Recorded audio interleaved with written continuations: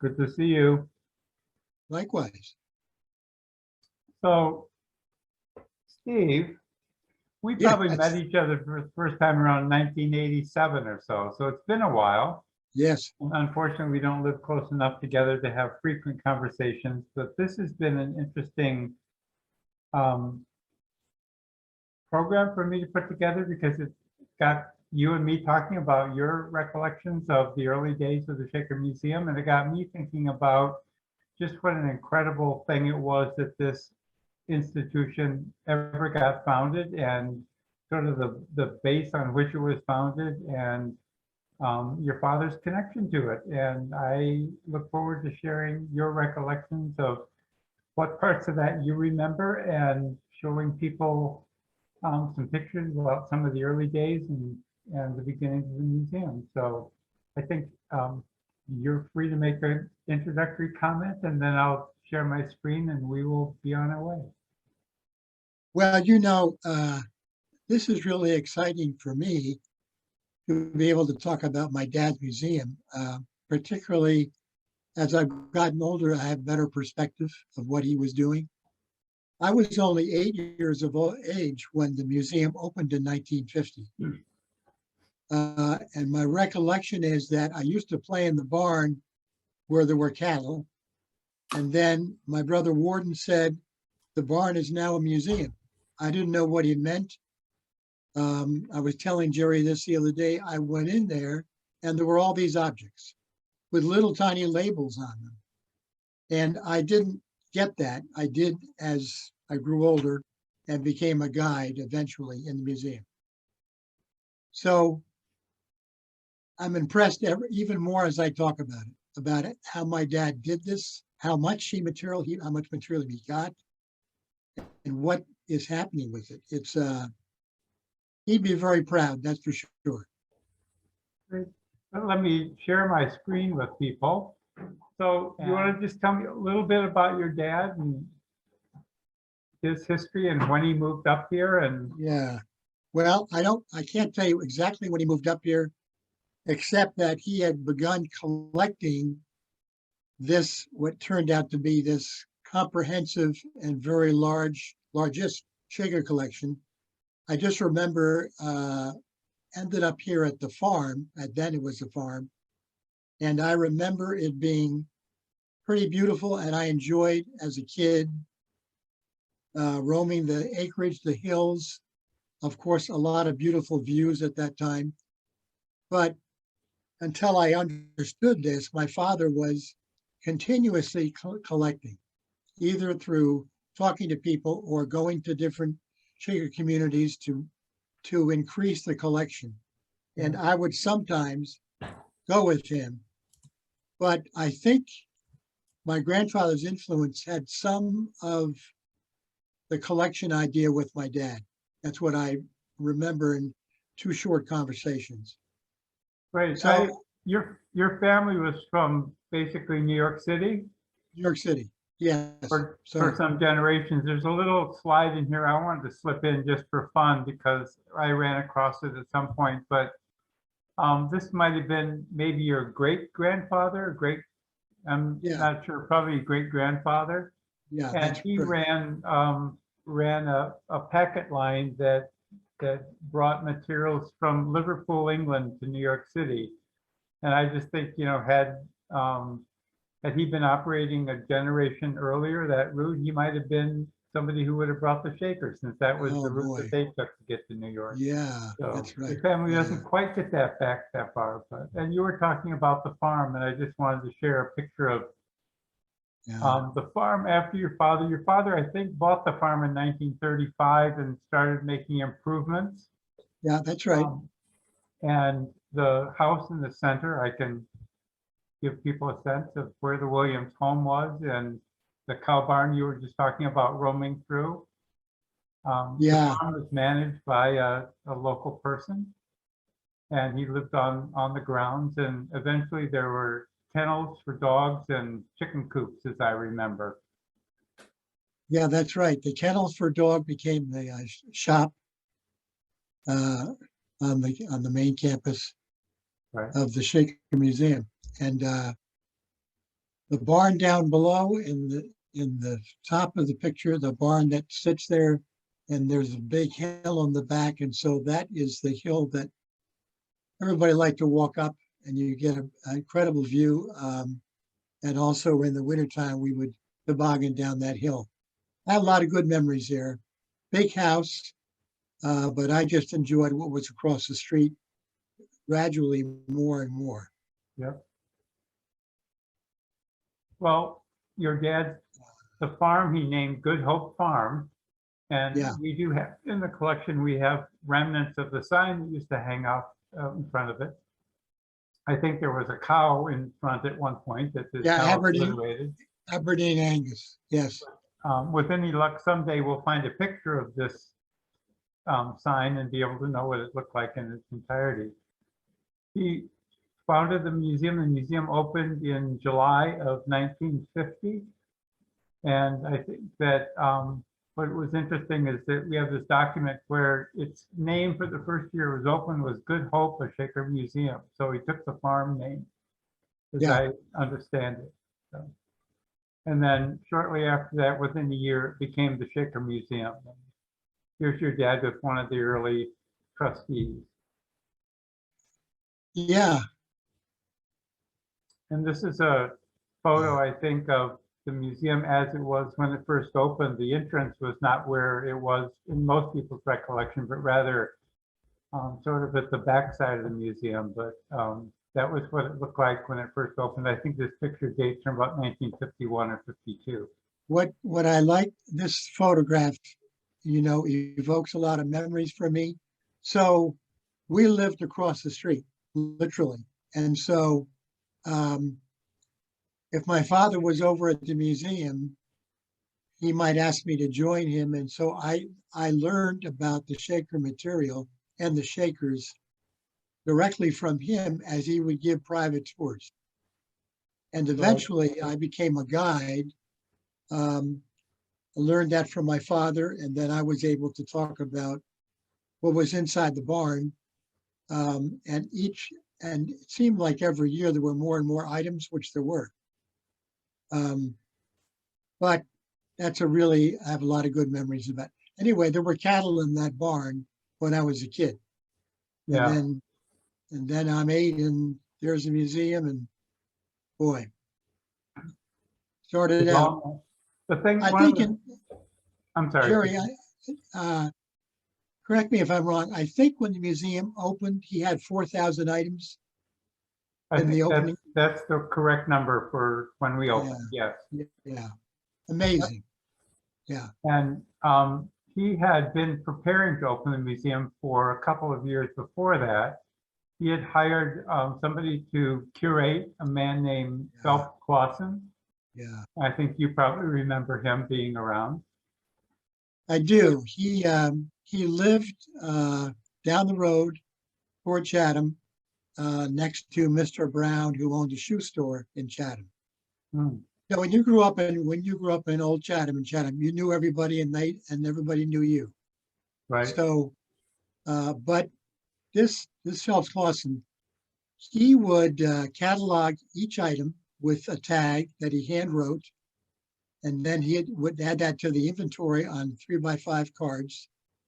And he knew all the details, where it came from, how it was manufactured, who built it, which brother, which sister.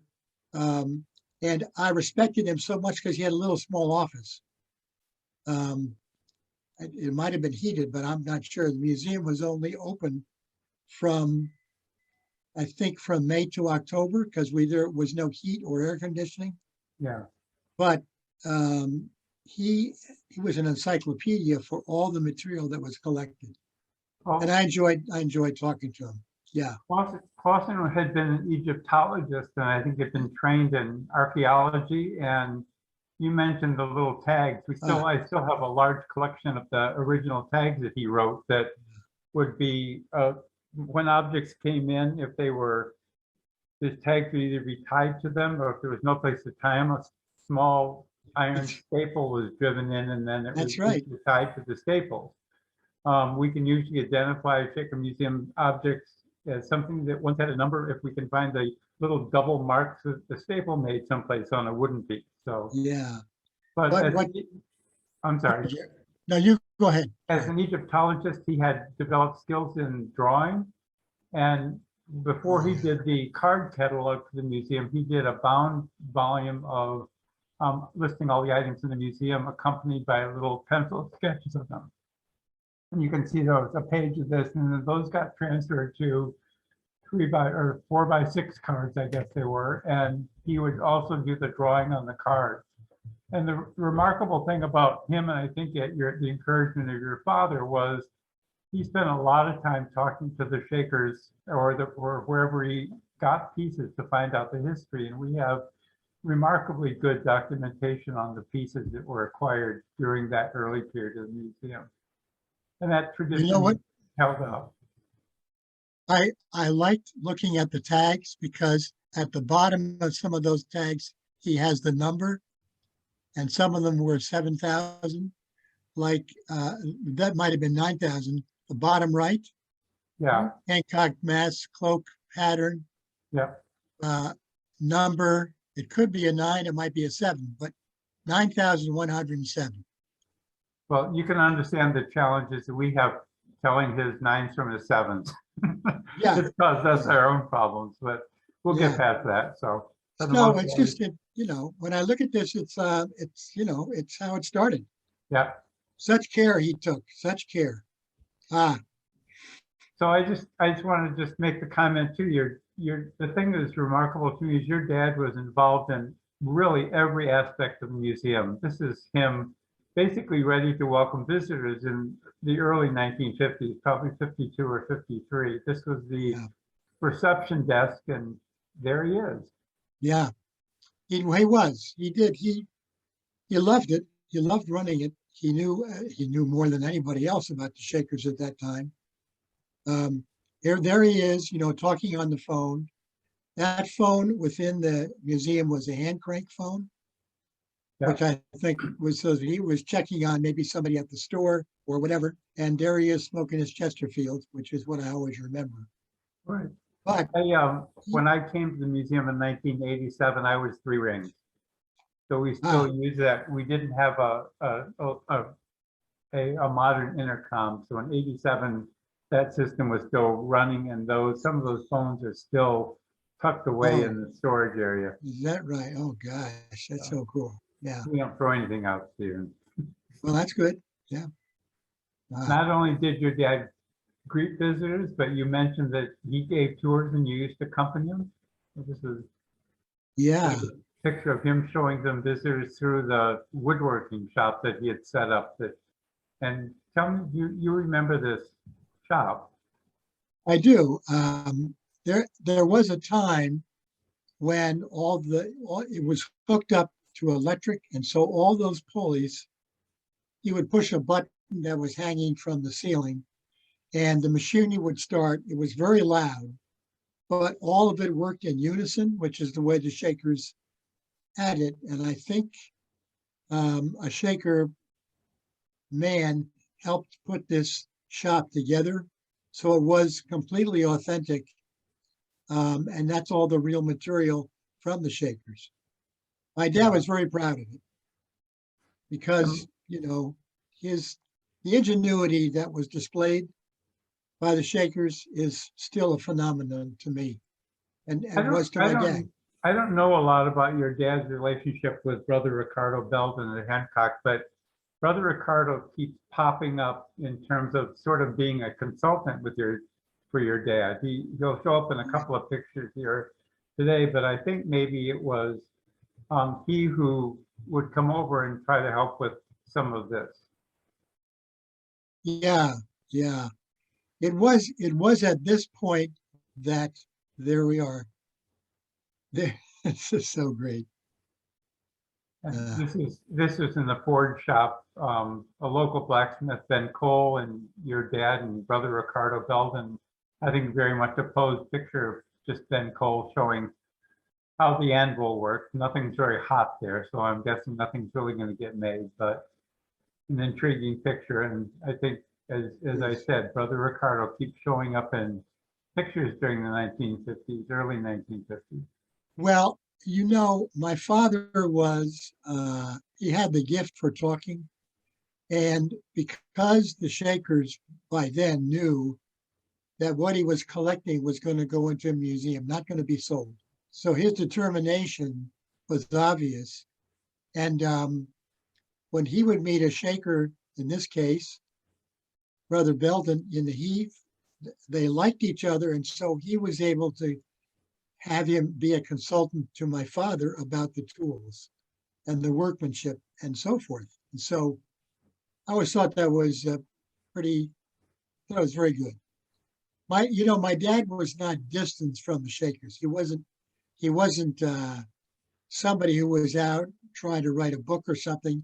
He developed himself into a man in search for the Shaker story and did that through the Shakers, many of them still alive at that point.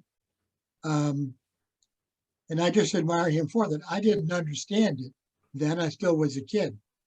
But when I think about it now, he was, the way he collected was amazing to me. He knew exactly what he was doing. That's the thing about it. Yeah. We're talking about 56,000 items. We often Remarkable. we often mention your dad's training in the museum world was he was the chairman of the board of the Museum of the American Indian. Yes. So the museum people that he knew were basically cultural anthropologists and archaeologists, much more than people involved in the decorative arts. And he collected sort of anthropologically. So Right. everything that could talk about how a group of people behaved and how they lived was important to him, not just the fine pieces of, furniture or great pieces of artwork. So that was I think a great way to approach this. And I came across, came across a certificate today given to him by the Museum of the American Indian for his service as chairman of their board. So we have that document in the collection. And my brother John was on that board as well. Oh, really? Thank you. Yeah. Glad to know that.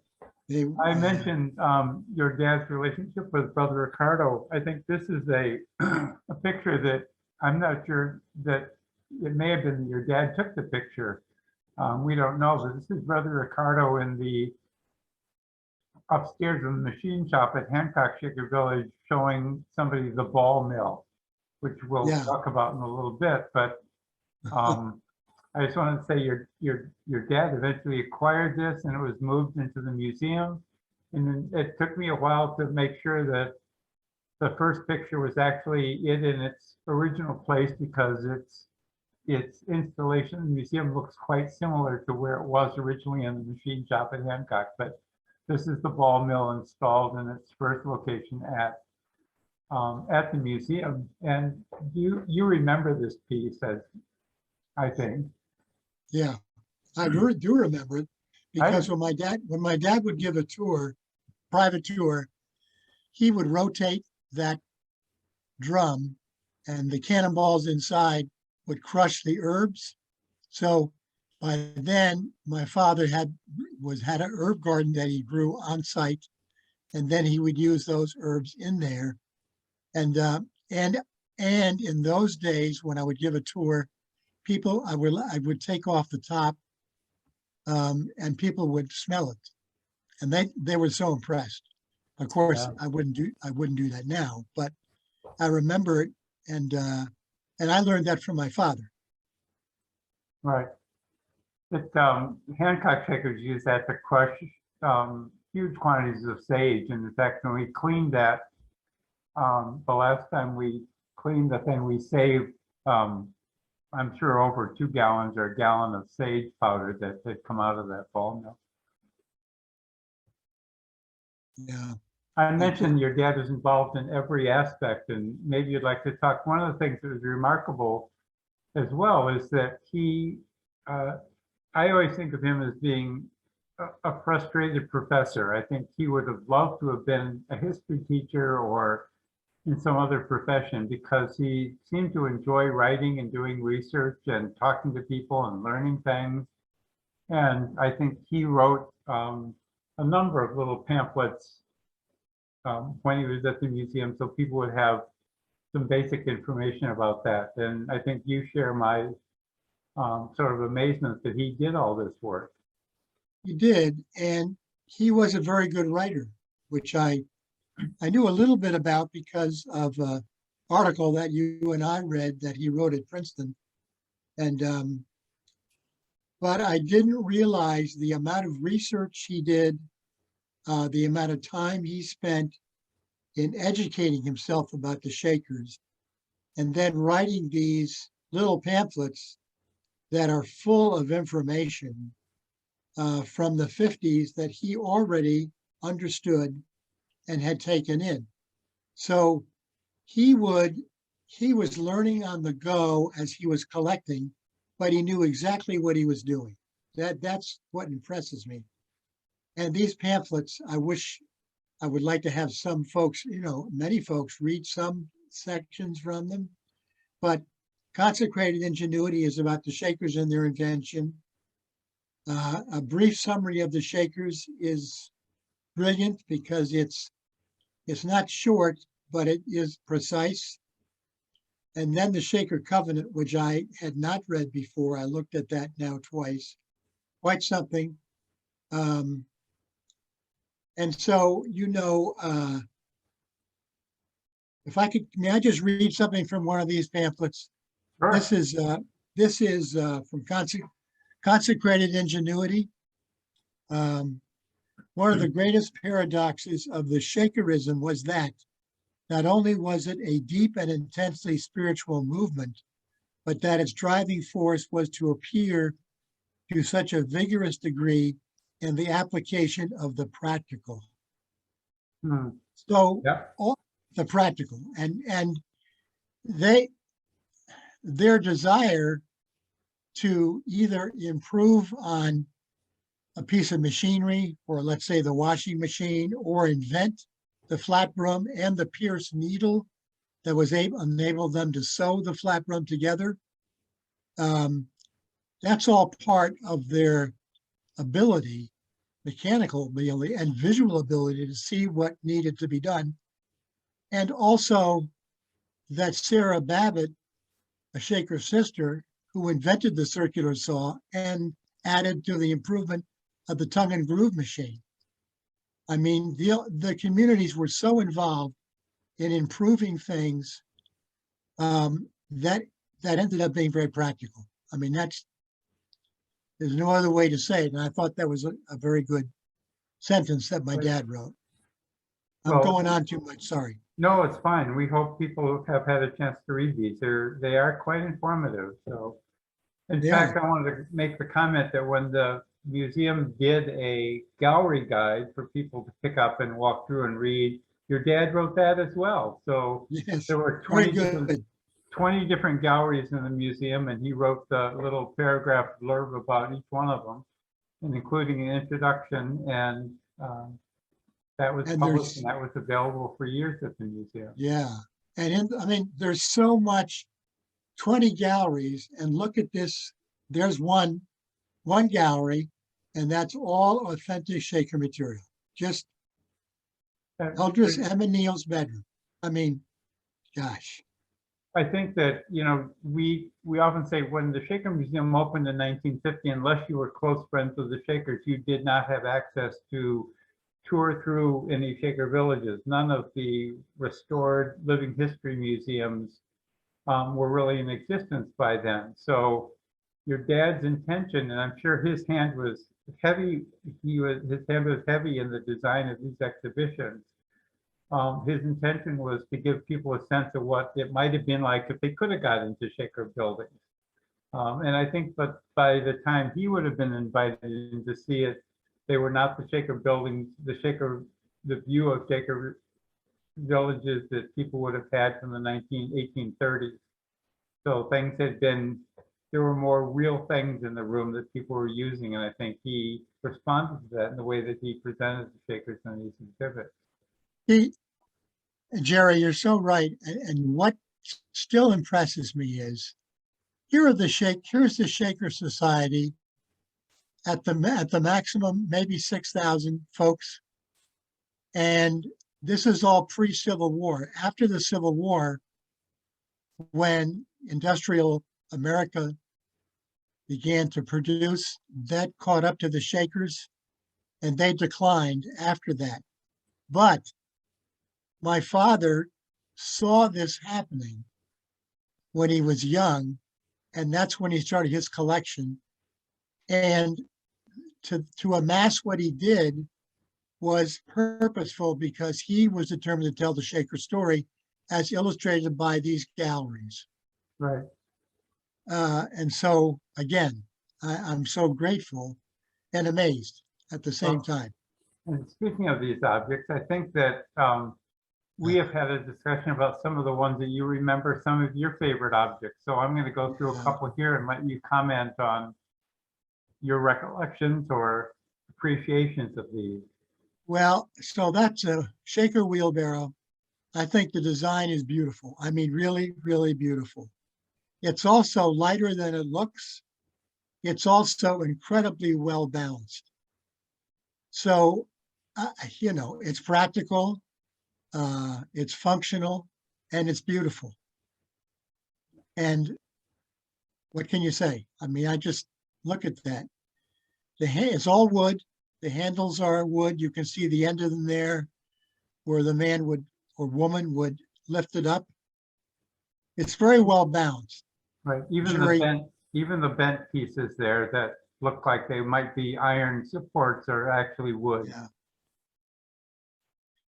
Clearly made probably in the 1830s or 1840s by somebody who would have had the skills of the carriage maker. Yeah. That knew how to work a lot with wood other than at right angles. So Yeah. Beautiful. and one of my favorites. Mm. Do you remember this one, Stephen? I do. I do remember it. Yeah. I always wanted to work it, but of course I never did. So that's a fire pumping water hose. Now the men would pump on each side, and the hose was carried in back of them, and then they would engage the hose with the water. And I think, Jerry, you told me that the water was able to reach the tallest building. Right. This was made built in Canterbury. The history is that it was designed and built by Brother Thomas Corbett around 1820, and that it was in service probably up until the 1870s. Wow. And having myself been responsible for moving this piece from Old Chatham to the middle of Manhattan for an exhibition one time. Oh, that's right. I forgot that. With all the help of a professional moving company and conservators who helped us disassemble what we could. It's remarkable that your dad got it down from Canterbury in one piece. So It is. Not in the back of his station wagon. I don't think. No. Yeah. And similar piece that came from Canterbury. And you were talking about improvements and inventions. This was the Shaker's improvement of basically of an institutional sized washing machine, a commercial washing machine. And as you said, there used to be maybe 3 of these in a row, and they were used in hotels for years, and never broke down, never had to have repairs. They just plain worked. And there are letters from hotels, and also the Pullman Car Company also used them in between, I guess, changing trains. And so, you know, and this, I think, brought them monetary success, and all they did was turn it back into making more of these. Yeah. And there's a pattern of improvement that the Shakers have. Yeah, it's an agitating machine. This is, as I said, this is half of the machine. There would have been another half on the right-hand end. And it had 6 different compartments that you could have put clothing in. And then as it it slid back and forth to agitate the clothes. They took this in 1876 to the Centennial Exposition in Philadelphia and exhibited it there. That's a photograph of it at that exhibition. You get a really good sense of how the full machine would have worked. Yeah, something, isn't that something? Washing machine. And nice that we have the collection. Your dad's concerned about collecting documentation as well. We also have a picture of it that was taken by Eldridge Bertha Lindsay while it was still in place at Canterbury before it was turned over to the Shaker Museum. So we have it in a version of it in Philadelphia, and then the one from Canterbury, and then that's the one that's now at the Shaker Museum. All handmade, no plastic, no breakdowns, something. We have a manuscript in the collection that has drawings in it that were drawn up for the castings, to have the castings made for the metal parts. So very nice little drawings about how those should be made. Yeah. And this piece, Stephen, you never had to use this, did you? No. I don't know the full story of how this went about. What I do know is that this is a trip hammer. I think the pressure it exerts when it's tripping is, I'm going to say a ton, but I'm not sure about that. But my father, this trip hammer belonged in the Shaker community and was going to be destroyed because there was no use for it. Somehow my father heard about that. I think he was driving by one day. He heard hammering. He stopped in. He saw they were trying to get rid of this. He said, "Don't do that. I'll take it." And he bartered for it. I don't know how much. But along with the trip hammer came all these tools that the Shakers used. And I think some of the tools that my father collected were beautiful objects. I still think so. We have photographs of this piece and the forge next to it, to the right of it, the brick forge, in its original location in the Church family blacksmith shop at Mount Lebanon. And so your father basically acquired the whole content, whatever was left in the shop. He just emptied it out. Yeah. The Shakers were planning on either tearing down the building or selling it. I can't remember that. I'm not sure I actually know what their intention was.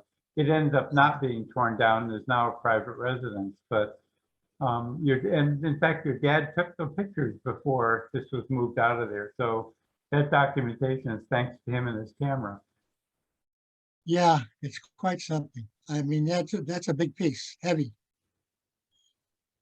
I think Gordon. I'm sorry, what? I think Gordon was along to help move that to the museum. That's what I think. Yeah.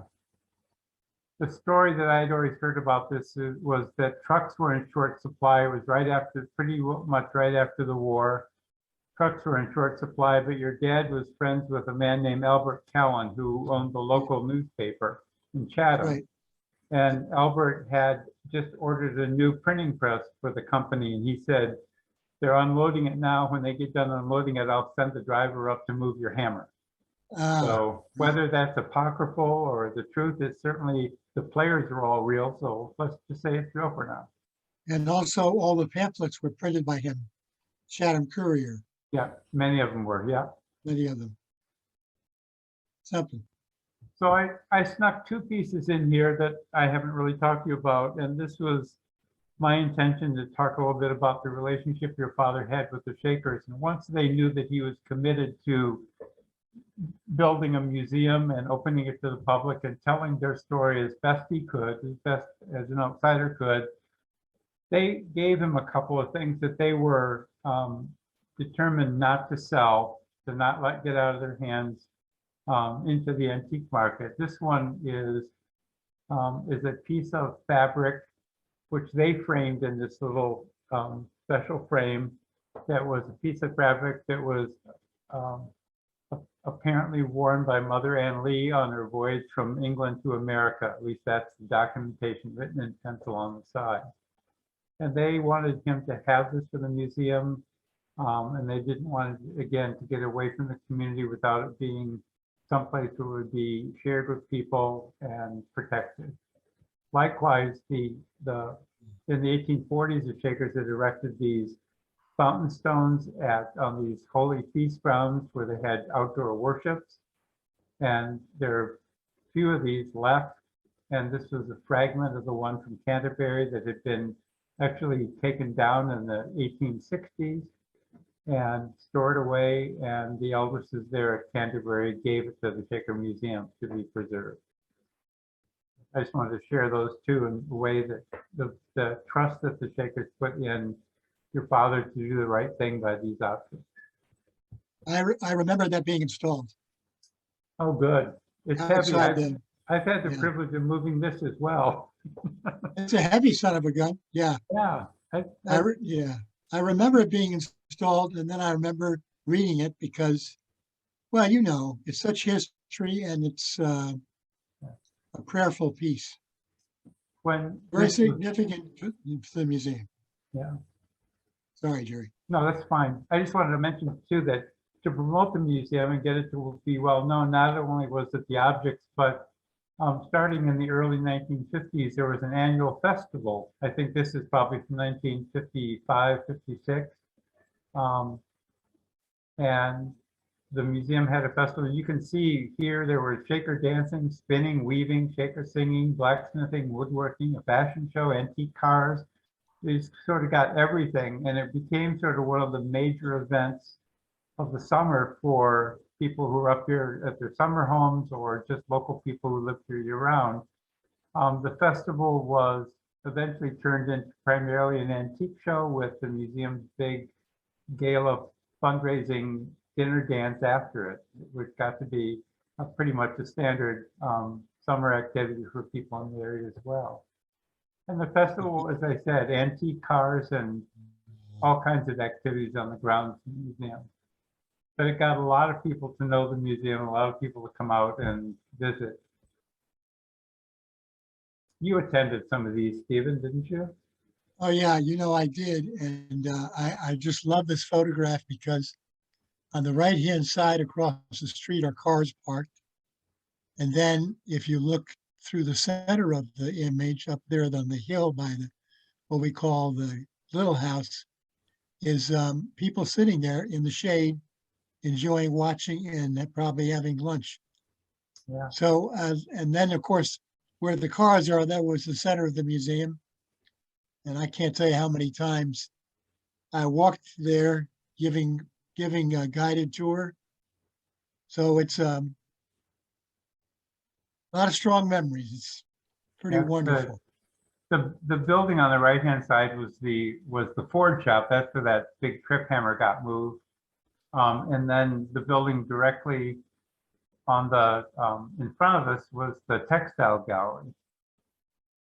And eventually in 1962, those two buildings and another one that is further to the left that's not in the picture got united so that it was one big, large building that dealt with blacksmithing, woodworking, textiles, and other Shaker trades. The people sitting on the way back, and I'm guessing this is again probably 1956, are sitting around a stage where there was the Shaker dancing performance, and that was done by the Shaker Village work group that was at the museum. That was, well, this was in probably then 57, because the first year they did it, they did their performance in the courtyard of the museum, right near the large museum building, and they did it in the grass. And the next year, your father had just to go back, your father had a stage erected so that they could perform on that without having to be in the grass. Yeah. And I think as you can see here in the foreground, the gentleman right here, again, Brother Ricardo Belden, he had been instructing the teenagers from the Shaker Village work group in how to do Shaker dancing, whether he really understood it or not, but it's what was going on. That happened for 2 years at the museum. I don't know if you ever remembered seeing that or not. But after 2 years of doing that and the Shaker Village Work Group performing, the Shakers asked your dad not to perform Shaker dances, that it shouldn't be done as a public entertainment. And in the second year we did it at the museum, that was the last year that Shaker dancing was ever performed at the Shaker Museum. He Yeah, abided by their wishes, and that was just not done again.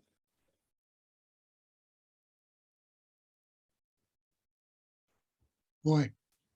Yeah, I can hear those voices.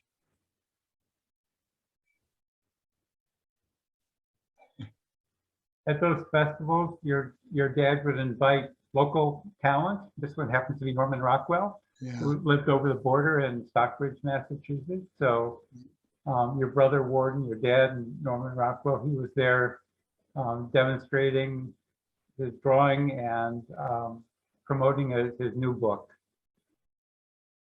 yeah. My father, again, my father was, he probably met him and said, "Hey, why don't you come over here for a summer day? Like to have you." I mean, that's how he would do it. Yeah. I mean, but anyway, there's Norman Rockwell with his pipe. And I think Eric Sloan was another Yeah, visitor here with your brother. I know that your father commissioned a painting of the Roundstone Barn at Hancock yes, from Eric Sloan, yeah, and he did that. That's still in yeah. our collection. But Eric Sloan had such an interest in tools, and your dad had such an interest in tools. I'm sure they were just, got along quite well. I think so. Eric Sloan was a forceful man, very determined, as I remember. And of course, I loved his paintings because they're just of farmland, barns, clouds. It's just all beautiful, I think, Yeah. work. We have several of his books in our library, and most of them are autographed or inscribed to your mom or to your dad and to his third wife, Wiggy. Really. Yeah. Sometimes he would do sketches of them dressed as Shakers and do the inscription. So How about that? I should have Yeah. shared that. Yeah. That's a wonderful man. Yeah. In Yeah. addition to local dignitaries and there were a number of artists that came and attended those summer sessions. Your dad also invited members of the Shaker communities down to the museum. This was a visit in '56 by the Sabbath-day Lake Sisters. Uh, Sister Mildred in the center. yeah, and he loved to pose them in the exhibits. Yeah. So I don't know if we can get away with that anymore in the museum world, but Yeah. They were, I mean, nice folks. yeah. And I think the following year, 2 years later, the Canterbury Sisters were down and again posed in the exhibition.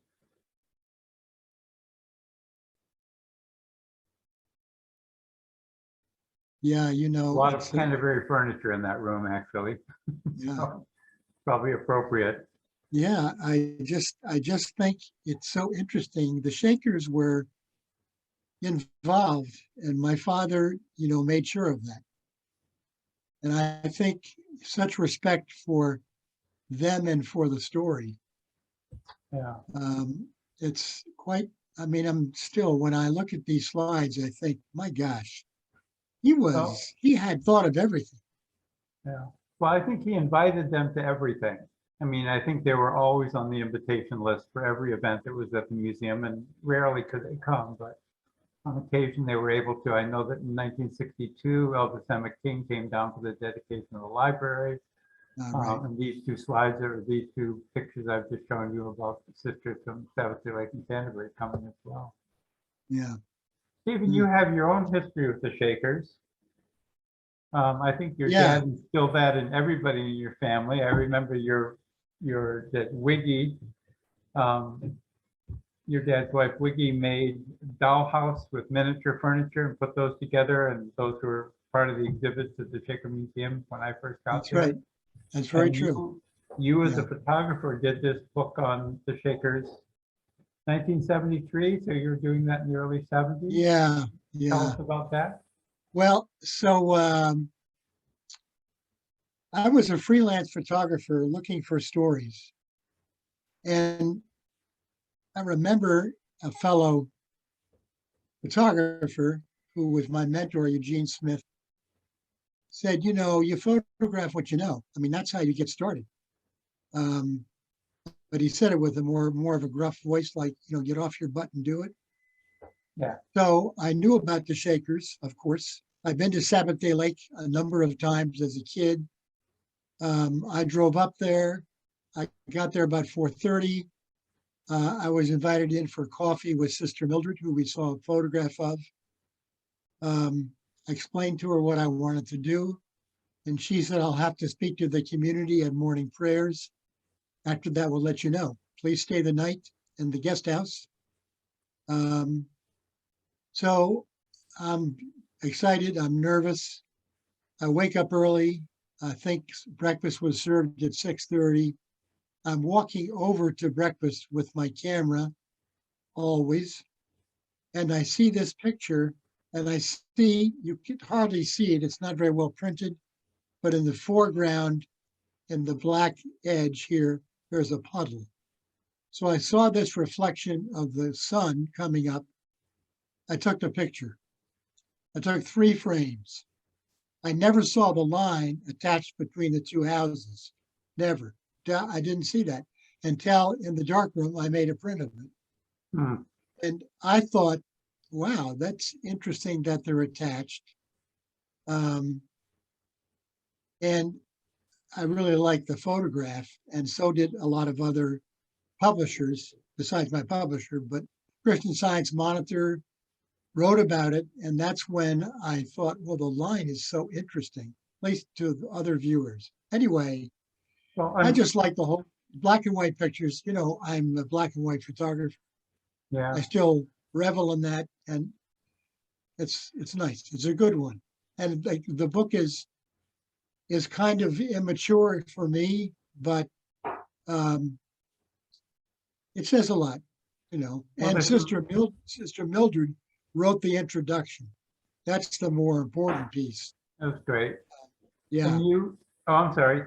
I forgot I snuck this in here. The book was reissued several years ago and with a different title and with some new photography. yeah, exactly. So, It's interesting. The publisher, David Godine, asked me to go. He said, if you want to do another book on the show, I said, sure. He said, go up there and show me the change. Of course, there was no change. That's the whole point. But I had another wonderful week up there. There were less Shakers there than when I had gone 20 years previously. But of course, there was always photographs up yeah. there. And this What- one is the wintertime, you know, doorway. Sorry. No, it's fine. Sorry. Well, I one of love my the time. favorite, I'm sorry. Go ahead.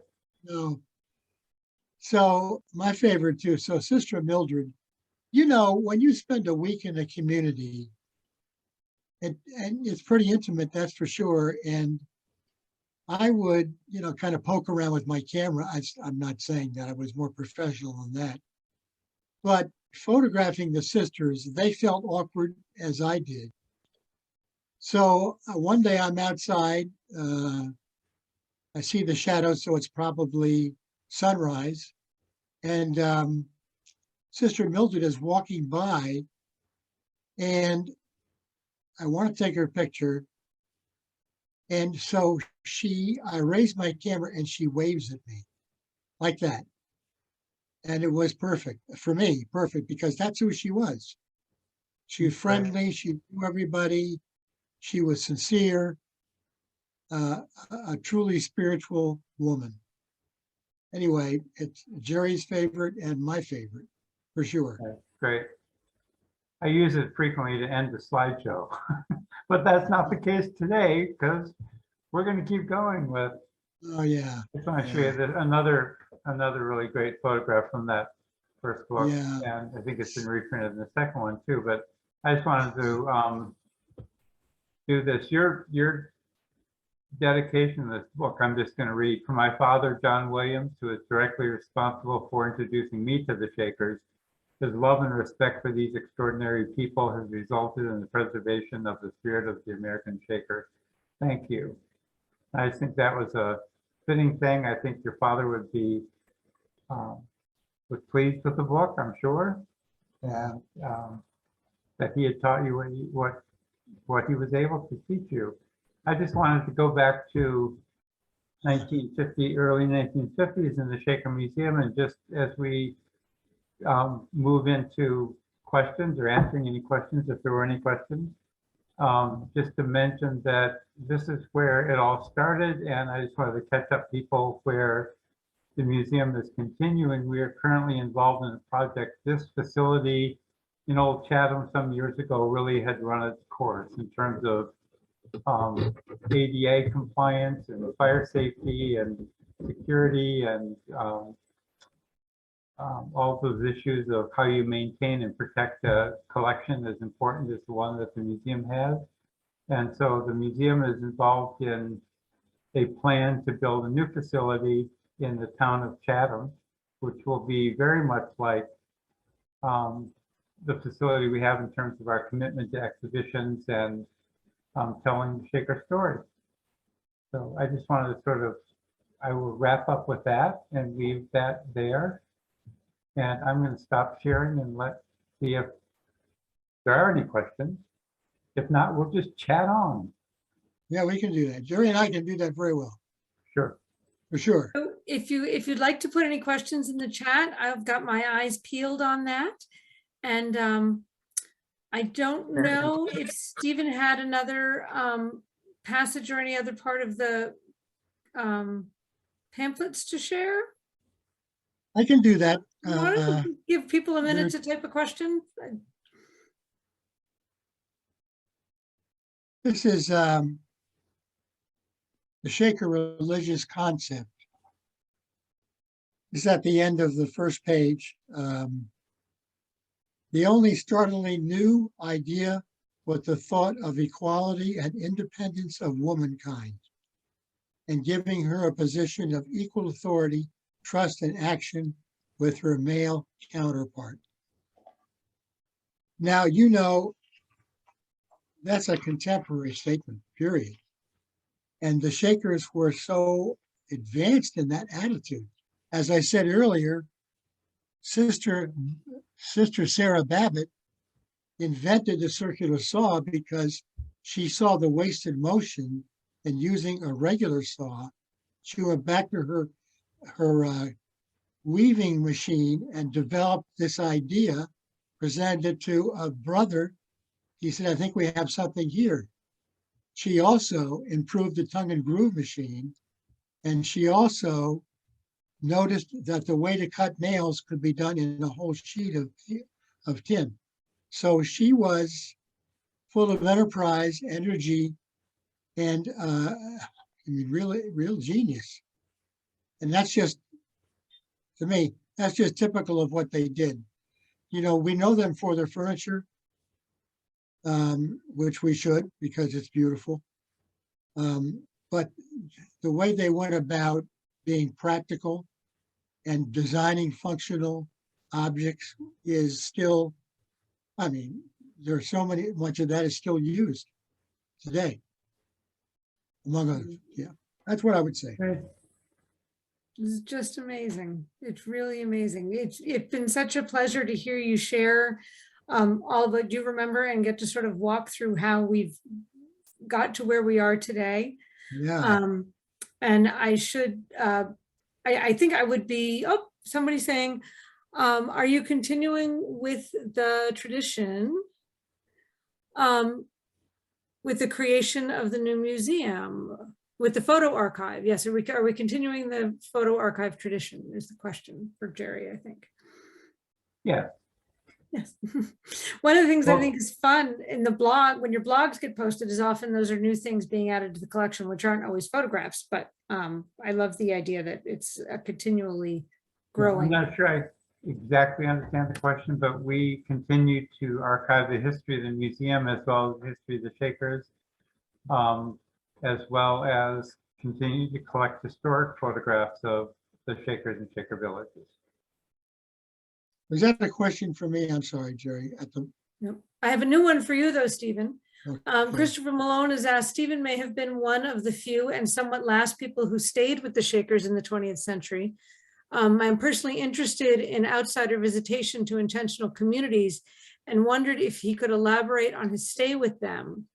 What did they serve? How was the bedroom? What kind of Shaker material culture did you engage with? How were the conversations with the Shakers left at Sabbath Day Lake, etc.? Wow. Well, I don't have 2 days to tell you the story because it's wonderful. But what I'll say is when you stay there, there's a guest house. Jerry knows this. It's just, a Shaker house. And so you have, it's a simple bedroom and you stay there and you're able to come over and take meals, which to me is the treat because the men and women we sit separately, but the discussions that when I was there were always positive, and also there was no doubt in my mind that the Shakers who were remaining were no different than the Shakers who started. So they really honored Mother Ann Lee. And I enjoyed the simplicity of it, away from the crowded life that all of us live, noisy. Here, the men and women, before you had dinner, you'd sit separately in the room, you'd talk to who you're going to be with, and then you came in separate doors, you sat at separate tables. All of that, for me, was honoring the Shakers. So it was extraordinary, and I feel very fortunate. Thank you. Someone has asked if you are familiar with Rob and Hazel Belfit, who had a similar interest in preserving Shaker legacy in the same time period. Do either of you know them? Yes. Mm-hmm. We are, I think there's a very nice story about the Belfits. It was published in the Communal Societies Journal. If somebody really wants to know that story, I'm happy to share that citation. Just email me at jgrant@shakermuseum.us, and I can connect you up to that story. The Belfit family is, the heirs to the Belfit family are still around and still interested in the Shakers. Neat. And sort of along those same lines, someone's asked Stephen, what was your father's relationship with Edward and Faith Andrews and Amy Bess Miller during his time collecting the Shaker items and establishing the museum? Well, his relationship was one of competition, I think, because he was determined to tell the Shaker story and wanted to collect. They and Amy Bess Miller was from Hancock, ran Hancock. So there was competition, I would say. And my father, who I never thought of being competitive, I think it taught him what he learned from those relationships was what he needed to do. It became more clearly focused. He knew them, he was friends with them, but it enabled him, I think, to have it become more clear what he wanted to do. His intent was always purposeful, but it narrowed itself down to what he knew he was going to do. I just want to add to that when Hancock started in 1960, early 1960s, eventually your father served on their board and Amy Bess Miller served on the board of the Shaker Museum. So the competition was there, but there was a collegiality that was pretty remarkable, which I think continues between the two institutions today. The story that I remember hearing was at the Darrow School auction in 1961, a particular stove came up for auction. Your father was a nut for stoves. We have about 35 of them in the collection, and I get to move those too, but this particular stove was a commercially made stove that had been jacketed in metal on the outside. It looked sort of like the Sputnik. I'm sure many people are familiar with the form, and it was out of the church family laundry ironing room at Mount Lebanon. It had been designed by and built by a Shaker brother named George Wickersham. It would have been sort of the most interesting, best documented Shaker stove that you could have had in a collection. And he and Amy Best were competing for the stove at the auction. And when she appealed to him that she really needed a stove for their laundry, he let her go ahead and get it. So I did not know that. That's a good story. Yeah. I know that I've also think- overheard, I guess this is sort of in terms of the traditions of the museum, but I think, Jerry, I've heard you say that sometimes if we have things we're deaccessioning, you often try to send them back to home, to wherever we they try to had find started. the right home for them, yeah. Yeah, I think that's really neat. That is neat. Well, we are at 7:35, and I'm so grateful for everyone who stayed and having which is just about everybody. We have a huge group here, and there are so many familiar names that I feel like I would be remiss if I didn't take a minute to say thank you to many people who responded to our annual appeal this year. It's been enormously successful, and we're so grateful. And if there is anybody who would like to contribute, that if you go to shakermuseum.us to the join and donate, there's a page available for that. Can I Yeah. say some closing comments? Please. I'm so impressed with my father's collection. I cannot tell you what this means, but I want to thank the board for moving forward with such a challenge. And I give thanks to them, each individual, for moving forward with this with such vision. And I just want to tell you, I'm really honored, and so is Warden. And as my father would be, he's smiling for sure, because Lacey, who has done such a phenomenal job, understands that my father was important was the story, and she understands that. And so you do him honor by having the collection in a new house, taken care of. And I appreciate your talent, your concerns, and your leadership. Thank you all. Right. Thank Thank you, you, Stephen, Stephen. so much. And thank you, Jerry. This has been really fun. So thank you, everybody, for coming, and have a wonderful evening, and come and visit us virtually and in person sometime soon. Thank Thanks. you. Take care. Thanks Thank so you, much, everybody. Susie. Thank you, Thank you, Jerry. Jerry. Thank you, Thank you, Stephen. Kathleen. It was Take care. wonderful. Bye-bye. Thank you. Night.